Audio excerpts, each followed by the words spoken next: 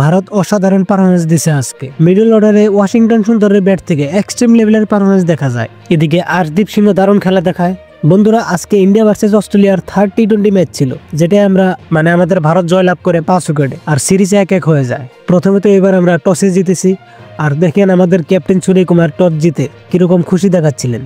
Australia প্রথমে batting করে 186 target দেয়, যেখানে টিম ডেভিড আর স্টোইনিস বড় ইনিংস খেলে। টিম ডেভিড একটা 6 মারে, যেটার দূরত্ব 129 মিটার। এই 6-এ অনেকটি রেকর্ডস ভেঙে ফেলে, যেটার ডিটেলস তোমরা আমরা এই ভিডিওতে দেখতে পারবে। পরে আমাদের ব্যাটিং টাইমে সবাই একই রকম খেলে আর কি, বাট ওয়াশিংটন সুন্দর আসরিত ব্যাটিং করে এই 186 স্কোর শেষ করে ফেলে। 1 রানের জন্য তার হাফ সেঞ্চুরিটাও হয় না। হাফ সেঞ্চুরিটা হয়ে গেলে আরো ভালো হতো। ভারতের বোলিং এ প্লেয়ার চেঞ্জ করার পর সুন্দর পারফরমেন্স দেখা যায়।